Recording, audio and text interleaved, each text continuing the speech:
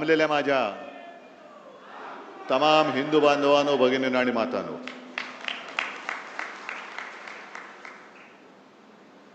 पावसाळ्याची नुकती सुरुवात होते. पावसाळा लांबला होता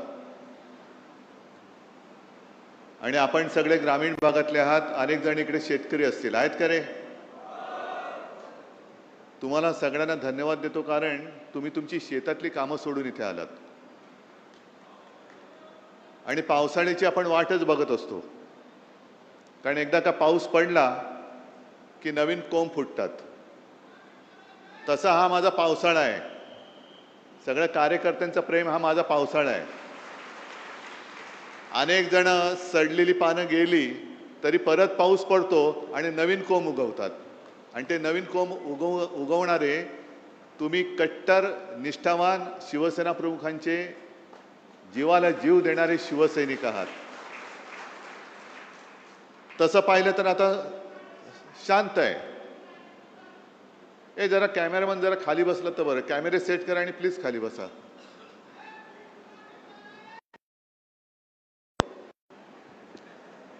पहिल्या गद्दाराचा समाचार गेला,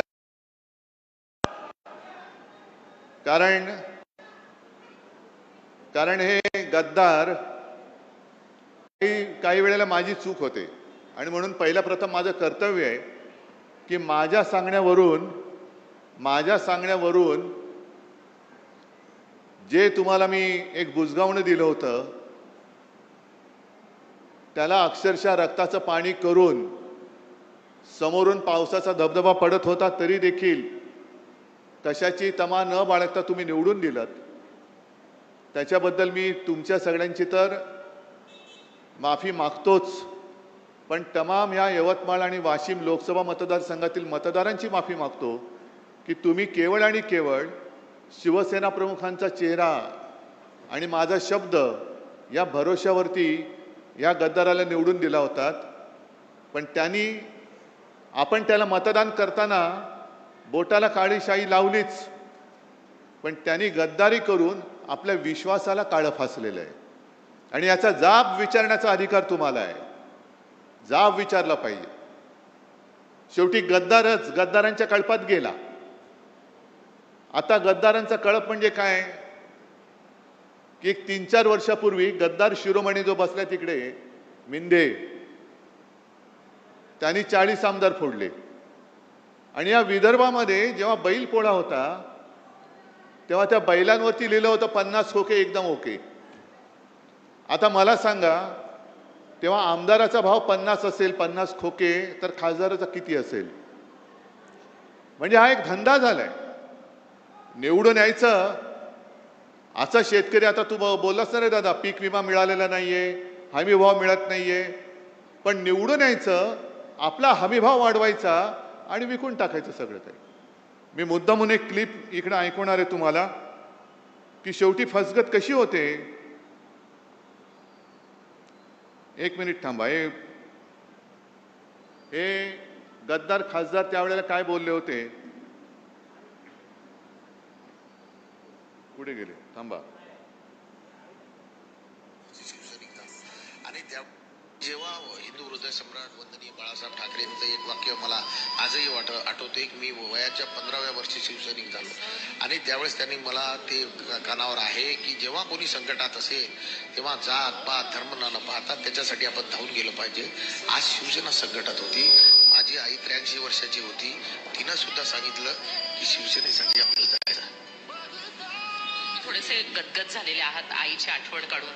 तर हो, आता आईची आठवण आलेली आहे. मला सांगितलं होतं शिवसेनेला सहकार्य केलं म्हणून आज मोठ्या प्रमाणावर त्या ठिकाणी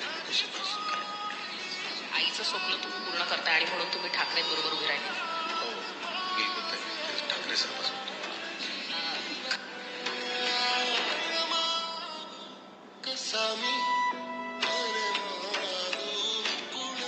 हे ऐकायला आलं का तुम्हाला? आईला काय वाटेल? आईची शपथ घेऊन जर गद्दारी करणार असेल तर खरोखर आईला काय वाटत असेल? आणि चूक आपल्या सगळ्यांची झाली, विशेषतः माझी झाली. आईची शपथ घेतल्यानंतर ह्यांनी पूर्वी एकदा आपल्याशी गद्दारी केली होतीच. तरी परत आले.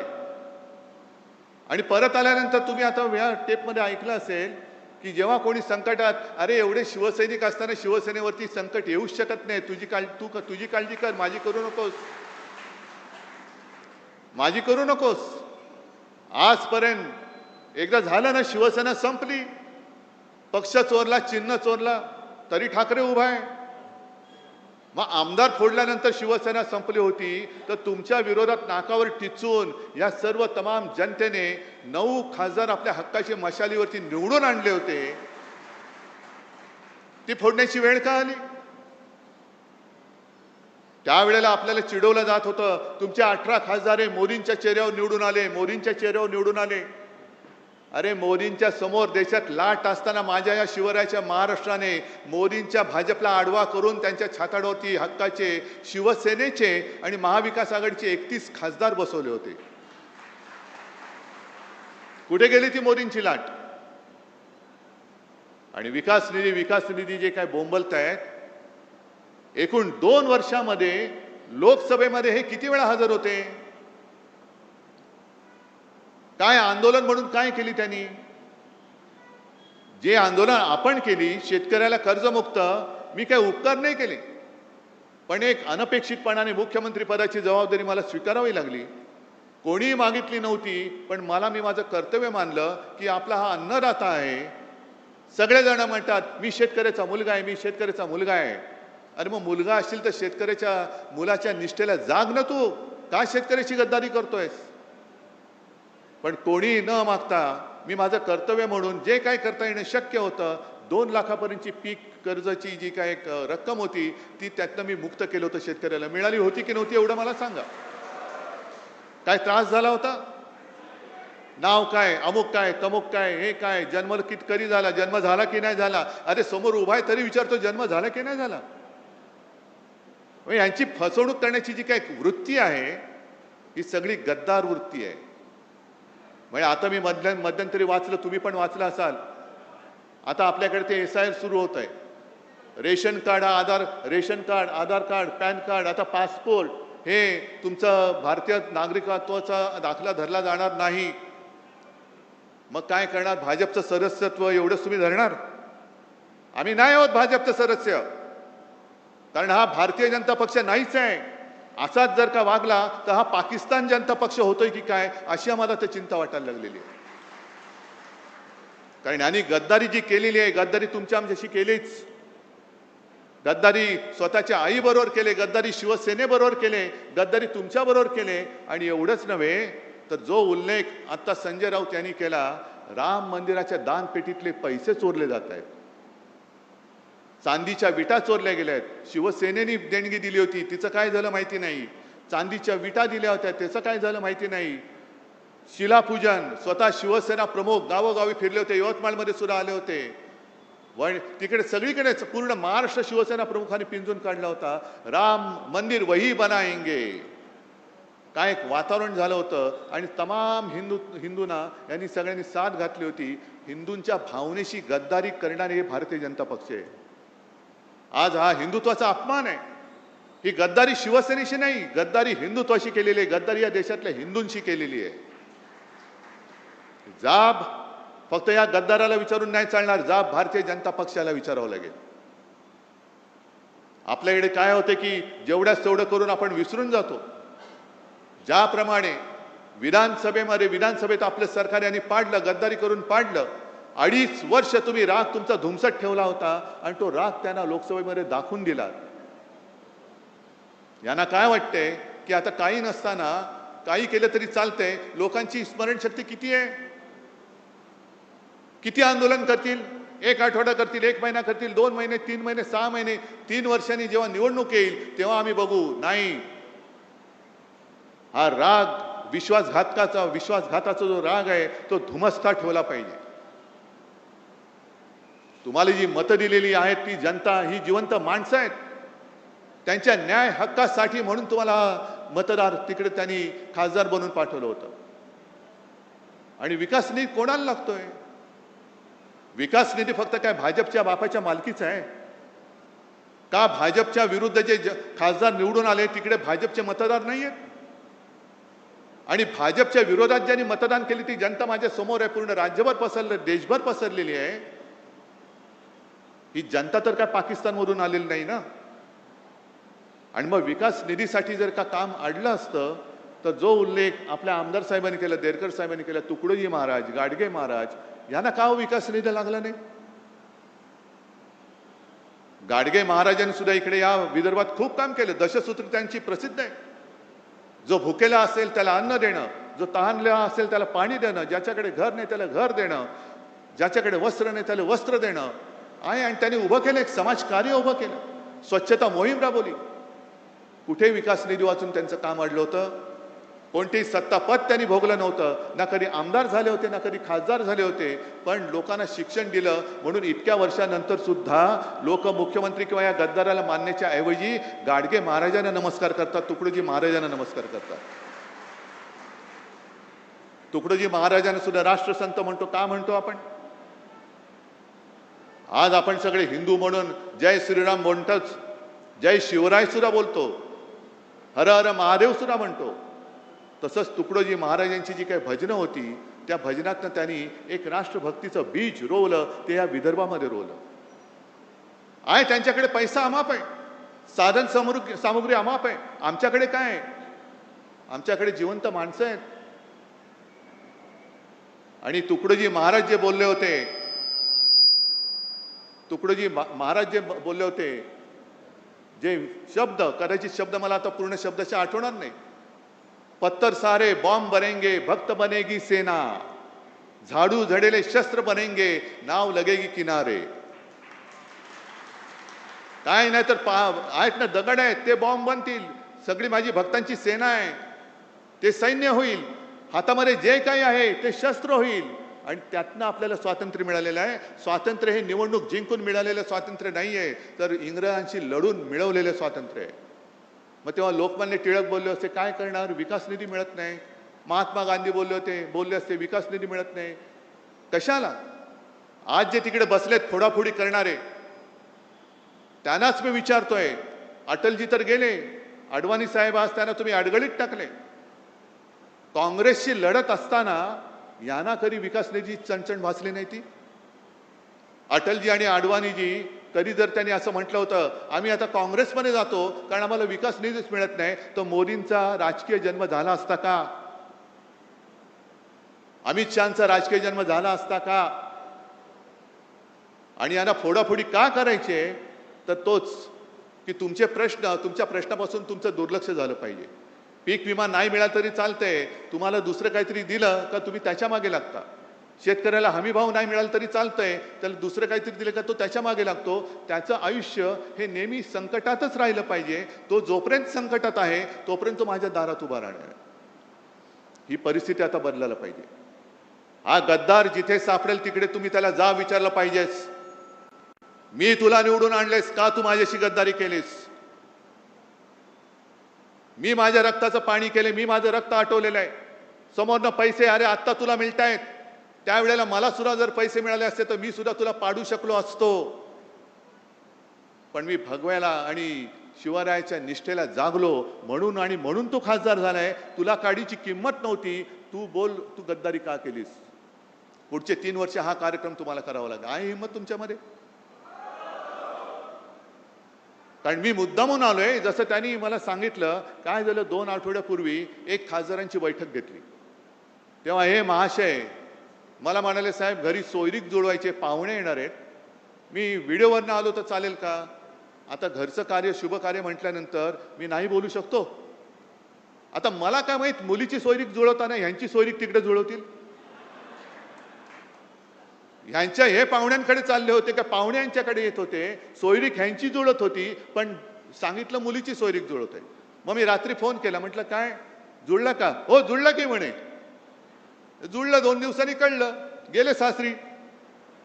आता नांदा तिकडे गद्दारांच्या कळपामध्ये नांदा, गद्दारांच्या लांडग्या म्हणजे त्या कळपामध्ये नांदा. इकडे वाघाचं जीवन जगत होता, तिकडे गाढवाचं जीवन जगा. जे ओझं तुमच्या पाठीवर टाकलं जाईल ते वाहत राहा. अरे प्रेम देणारी संघटना फक्त शिवसेना आहे. दुसरा या जगात दुसरा पक्ष नाही की जो फक्त आणि फक्त प्रेमाच्या भावनेवरती जिवंत राहतोय. आणि म्हणून मी आज तुमच्याकडे आलेलो आहे. जसं त्यांनी सांगितलं ना की मी माझ्या कार्यकर्त्यांशी बोलेन, तसं मी तुमच्याशी बोलतो. मी करतोय ते बरोबर करतोय की चूक करतोय? मी लढायला उभा आहे, मी नाही हटणार. कारण जिथे जिथे अन्याय दिसेल तिकडे मी लाथ मारणार म्हणजे मारणार. सोबत राहणारच की नाही? जे खरं हिंदुत्व आहे, हे खरं हिंदुत्व हे माणुसकी शिकवणार आहे. मंदिर लुटणारं हिंदुत्व आमचं हिंदुत्व आम्ही ते तुमचं हिंदुत्व मानू शकत नाही.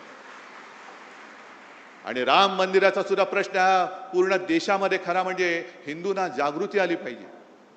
आज संजय राऊत यांनी एक चांगला अग्रलेख लिहिला आहे सामनामध्ये. सामना तुमच्याकडे येत नसेल तर सामना.com वरती जाऊन मुद्दामून वाचा. हे मरे मरे जे सगळ्यांनी मोर्चे काढले ना, सकल हिंदू समाज, हिंदू जनजागृती, आता का झोपलात? आता का झोपलात?